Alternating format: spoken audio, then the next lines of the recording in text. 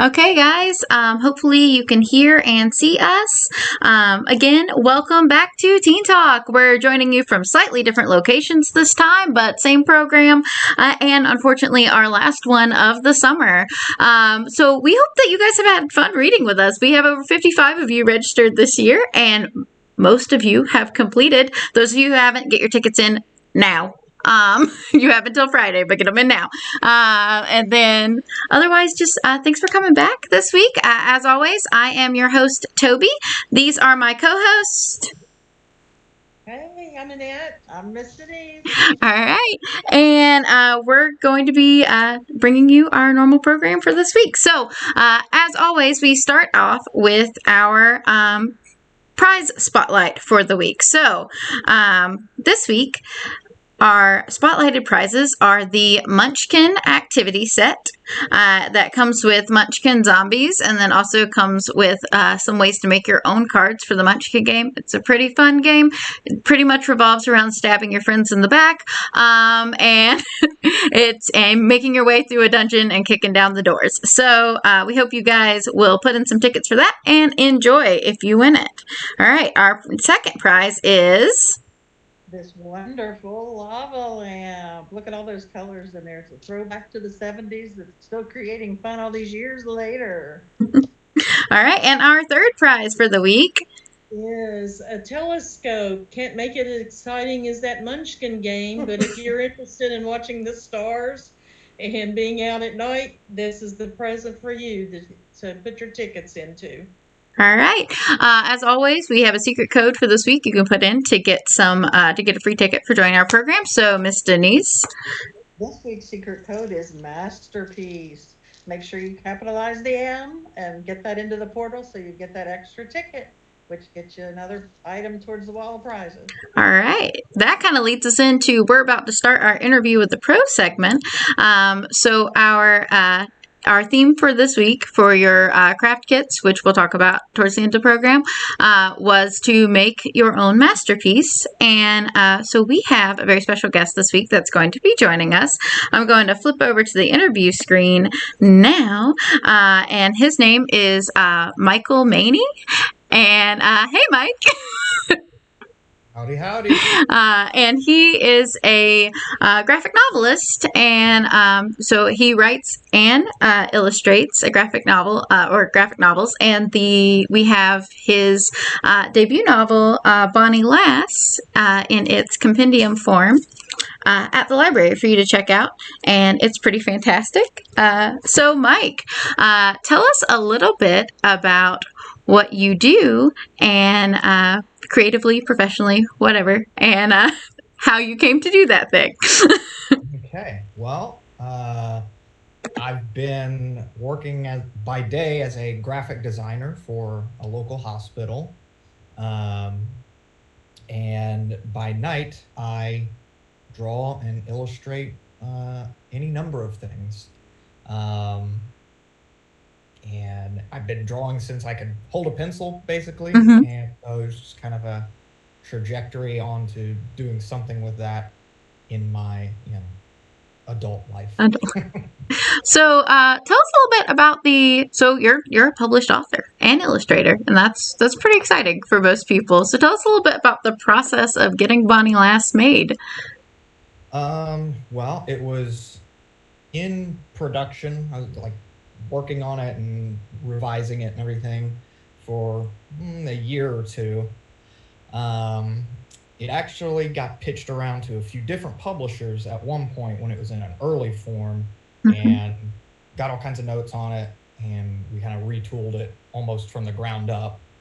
So the version that's out now is similar but quite different from where it originally started.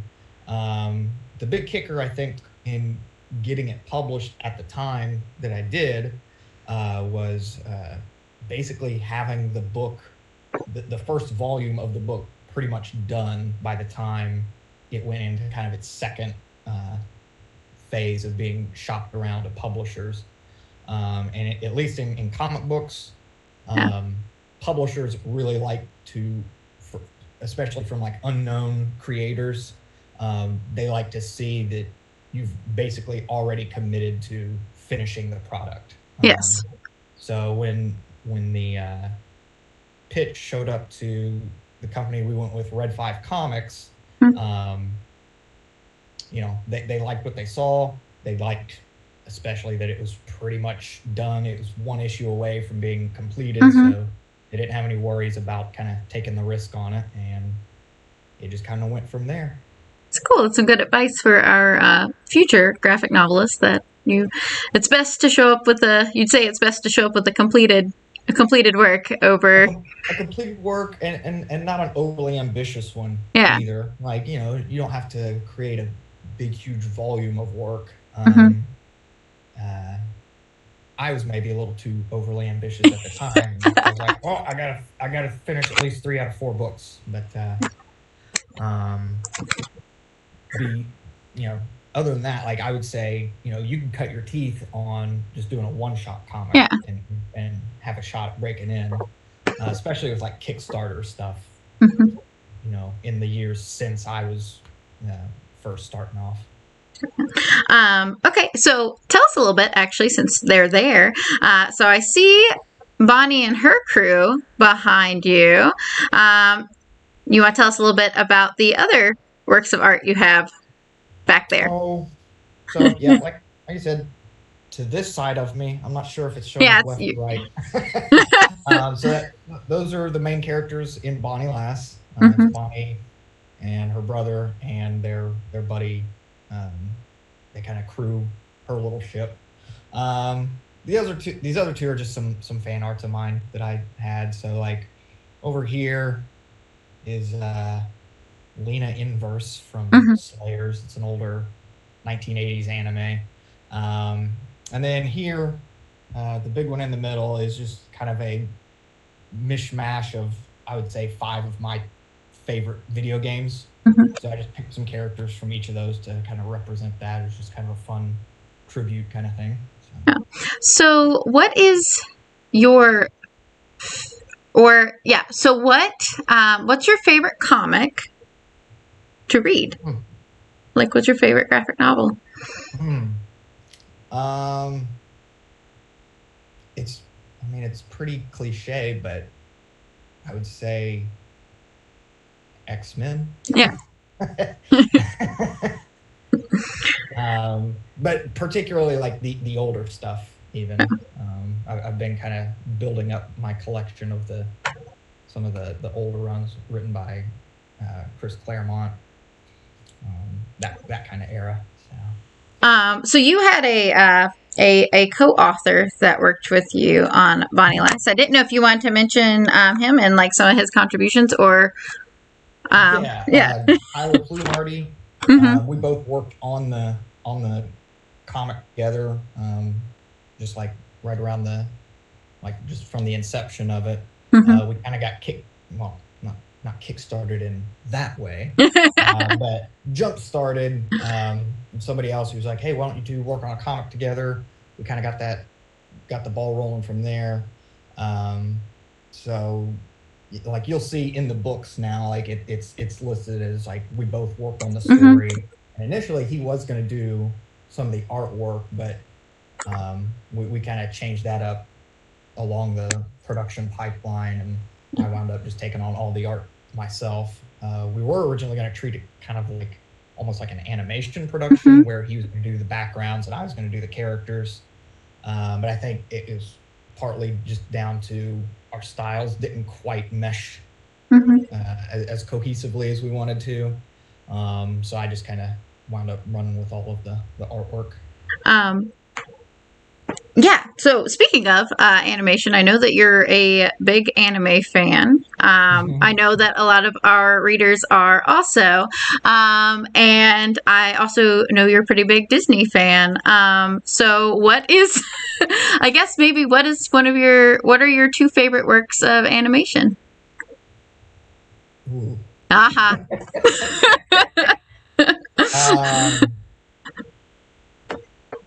Just as far as pure entertainment and something that'll kind of get me creatively moving. Gurren Lagann. If you've not checked it out, you must. It's simply great. And then I'll try and pick something maybe like a feature animation kind of thing. Oh gosh. I'm constantly moving around in my head. Like, what's my go-to favorites? We'll just Aladdin. Yeah. It is Aladdin. That's not a surprising answer, but yeah, it's great. Also, it's beautiful. So yeah, so for those of you that may not know, Gurren Lagann is a older anime, but still fairly popular. And the last season is pretty crazy in terms of the artwork. It's awesome. So if you're into art, it's worth checking out. But other than that, Mike actually kind of brought us a surprise this week. He's going to share a little bit about his process with us, and then he's going to answer one more question for me. But I'm going to go ahead and switch over, and he's going to show you some of his art. So go ahead and share your screen, Mike. Ready?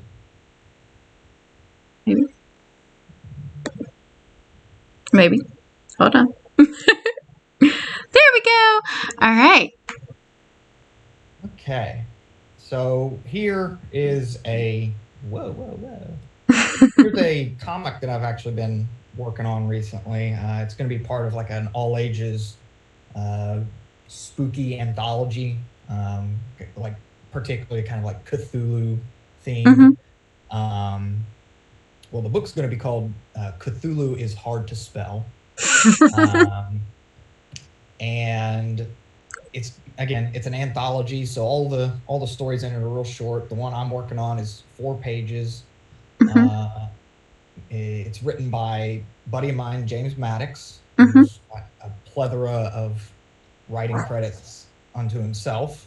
So it's gonna be really cool working with him on something new. Or it has been really cool working on something new. So what you're seeing here is kind of like the very, very rough layouts and a little bit of cleaned up sketches that I use to start the page.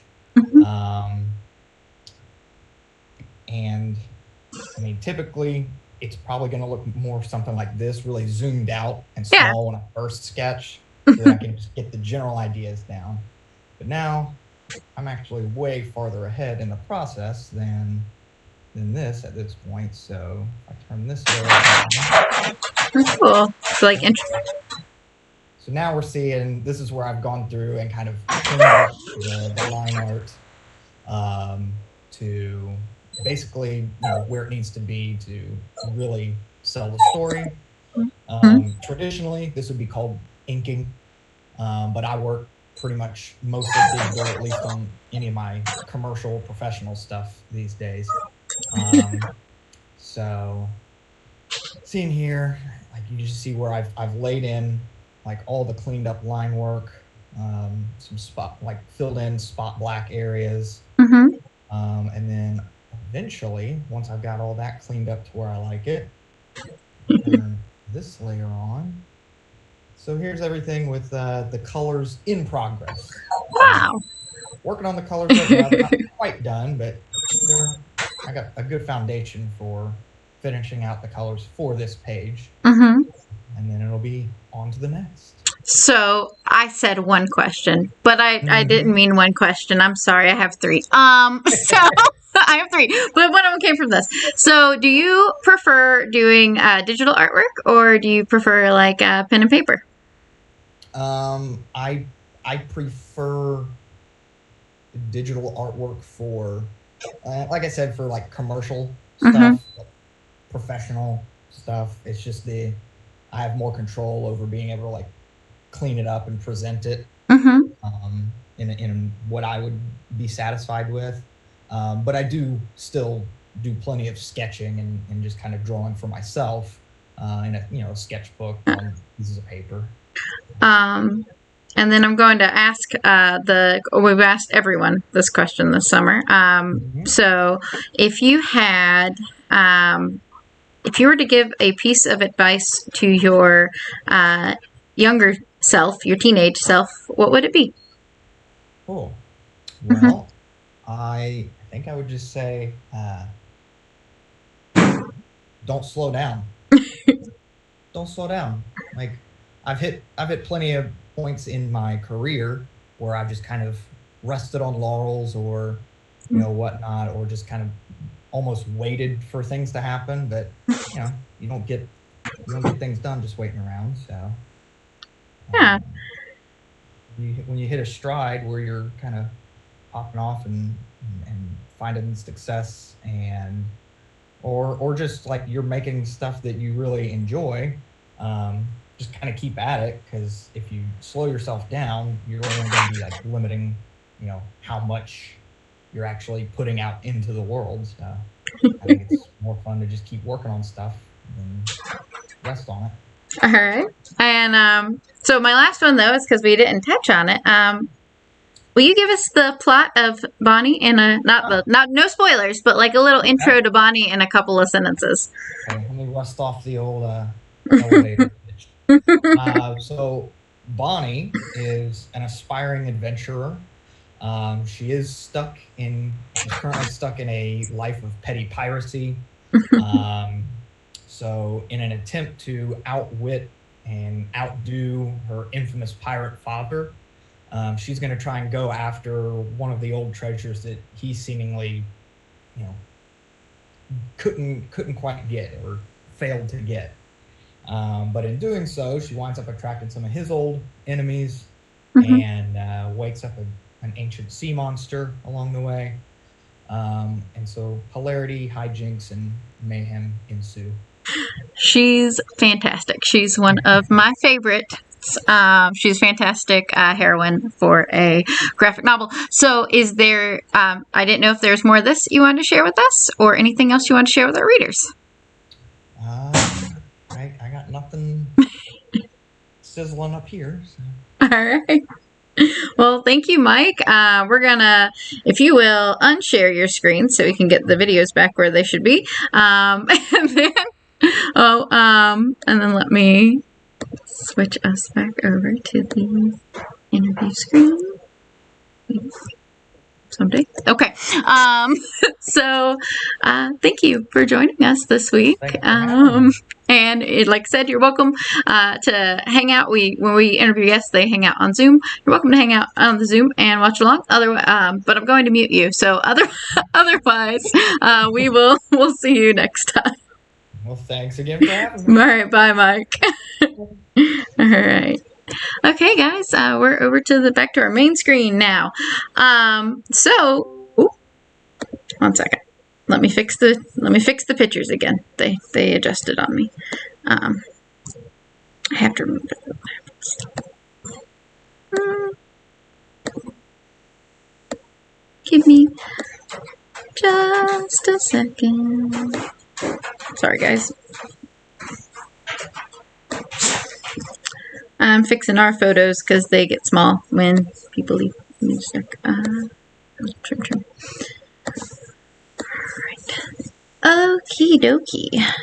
There. Okay, we're back. So sorry for that brief interlude there, guys. So that was Michael Mayne, if you're looking for him in the LS2 catalog here at work, or at our library in the book catalog.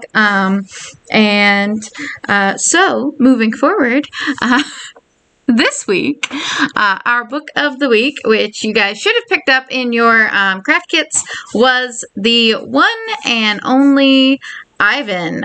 And Miss Annette read our book of the week this week. So, Miss Annette, what did you think? What is your general impression of the one and only Ivan? What did you think of the story as a whole? Well, we can read this little excerpt from it so that they can kind of have an idea about what it's about. And then I'll start crying. Okay. Having spent 27, well, first, Ivan is an animal. Yes. He has spent the last 27 years behind the glass walls of his enclosure in a shopping mall. Ivan has grown accustomed to humans watching him.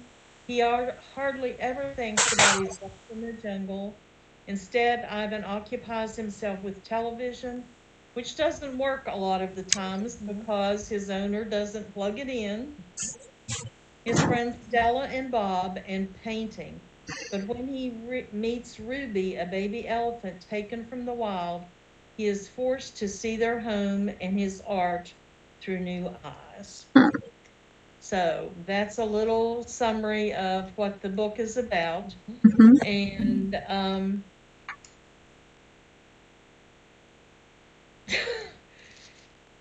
It's okay. Take your time.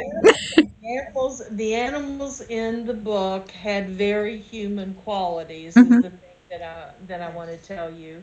In that 27 years that he had, he actually every day could count the days, and that added up to 9,855 days. So for him to be very aware that he was not in his natural habitat was just tugged at your heartstrings. So I it's a rough one. So if you think about it, for those of you who don't know, I'm 27 years old. So when I was reading The One and Only Ivan, I was like, oh, he's spent my whole lifetime in this, like, in he is in a zoo that is part of a strip mall. So basically like just a large cage. If you look up how they did zoos in the 70s, in a lot of places, you can kind of see how that worked. But it's a hard book. It's very sad, but it is it tied to our theme this week with the art, because one of the ways that Ivan gets peace and escapes is kind of through art. But I want to talk a little bit about Stella, our little Ivan's little friend, and about how she says that good zoos are how humans make amends, and how Annette felt about that in the story. yeah. Well, first off, I would like to mention, like Michael did, he said he always had a pencil in his hand. Mm-hmm. And even Ivan, the things that he remembered about his natural habitat and where he lived, he was always getting in trouble with his mom because he was always going and making things and using art. So he was into art really early Mm-hmm. before he even got into this cage situation. And Stella talked about a good zoo is how humans make amends. Mm-hmm. And Toby talked about how in the early 70s, they would barely have room to stand up, the Mm-hmm. animals, or even to pace back and forth in the cages. So the good zoos that she was referring to are the ones that have come into existence that try to make as much of a natural habitat for the animals as they can. But all that Ivan could think of when he was younger, that he just remembered those few years of freedom. So even in a good zoo, that's not ideal. Yeah. So That's our friends at the Wildlife Center talked to us a little bit about that, because a lot of their animals are animals that were born into or raised in captivity and can never return to the wild, but that they like, they're still not, you can tell that they're not happy, that it's not natural, even though they've gone above and beyond to make it a natural habitat. It's like, yeah, it's hard for when an animal comes from doing, but there's from, like, a habitat that will range hundreds of square miles to an acre. It's a big difference for them and like their natural behaviors. But also, sometimes, not in Ivan's case, but in the case of many animals that are in zoos today, because laws and things have changed, they're just not another option. They can't survive on their own, which is, so I think that Stella's like them making amends. They're making amends for the fact that something, whether human or otherwise, prevents them from being wild animals anymore. So the last thing, since we're on Masterpiece Week about the one and only Ivan, is how do the different characters in the book feel? How does Ivan feel about his art, and how do some of the other characters feel about his art?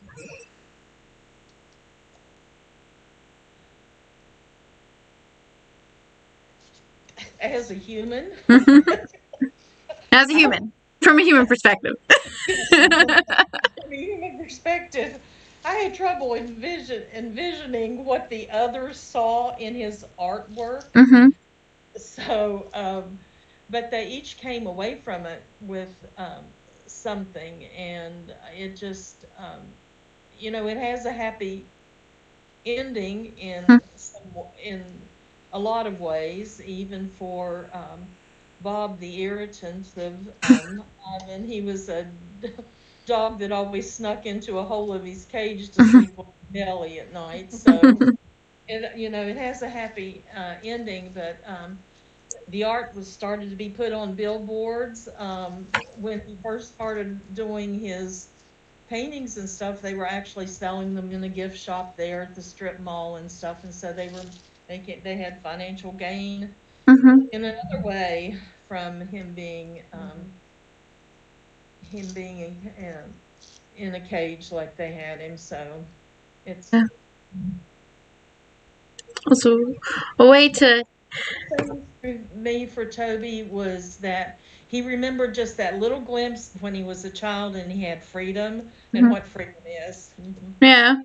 It's a rough one. It's really like it is very like it'll very much pull on your heartstrings, and it's that memory of those things. And again, we've talked in previous weeks this year, actually probably the last 2 weeks, about working through things and the way that writing lets us work through certain things. And I think Ivan kind of shows us how like art can kind of take us beyond ourselves and beyond our surroundings. In some ways, Ivan's art contributes to his captivity, but in other ways, it helps him find his freedom to not spoil anything. So, just to think about that in the future, in a metaphorical sense, more so than I hope. Obviously we're people, so I'm hoping we never end up in zoos. But hopefully that is something that you can take out into your life, is the transformative power there on Ivan's behalf. So, Maybe I wanted to mention that in August of last year, when everything was going mhm. on, they actually did make a movie about this. So that would be another way for you to experience. And I've not seen it, but I've heard that it's a tearjerker, just like the book was. That's what I've heard. Yes, it is. It's very good. I recommend it. So we're almost done. So we're gonna move on to. So hopefully you guys picked up your craft kits. I think we might still have a couple left. I'm not sure. Of teen craft kits from this week and last week. So if you've not picked them up, come by and ask. Otherwise, I think we might. I don't know. We'll get to announcements later. But but come by and pick them up if you haven't. And then we did get a few submissions of crafts this week from Elijah and Noah. So give me just a second, and I will we'll share those with you. So they sent in both week 2 or 3 weeks ago and this past week. So we have the Shrinky Dinks, which I hope some of you guys have gotten to do because they're really fun. We have Ekans, and we have Alligator Loki. And then we also have the snail jars that they made a few weeks ago. And so I hope that those of you who are out there with snails, they're still doing okay, and that you're enjoying your little ecosystems. But I'm excited to see more of you guys' drawing skills. So feel free to, even after the summer website is, or after summer is over, to come by and show us things if you would like to. So that's more or less it for this week. This is the last one. So Miss Denise has some announcements for you guys, and then we'll see you guys next time. Miss Denise? I want to thank all of our teams who participated this year. We were really excited to see how many teams joined in and actually did craft kits every week and watched the videos afterwards if we couldn't watch live. I want to give kudos to Toby and to the rest of the team for coming up with the idea of doing Team Talk, because it has been very different and been a way for us to communicate with all of you. So let us hear from you, though. We did send out a survey link, so make sure you fill out your survey and tell us what you loved, what you didn't like so much, and what ideas you might have for next summer, because next summer we're going to be doing Camp SCPL is kind of the theme we're going towards. So kind of keep that in mind. don't forget, next Tuesday night is our big reading rumpus at 5:30 at Oaks Field. So bring all your friends. They don't have to be in the program at all, but we're going to have some music and some entertainment. We're going to announce all prize winners. So there's a lot of people who are going to be excited about what they win for reading. We know you guys have logged a lot of books already, so yay. Yes. Job. We've been coming in and getting lots of books.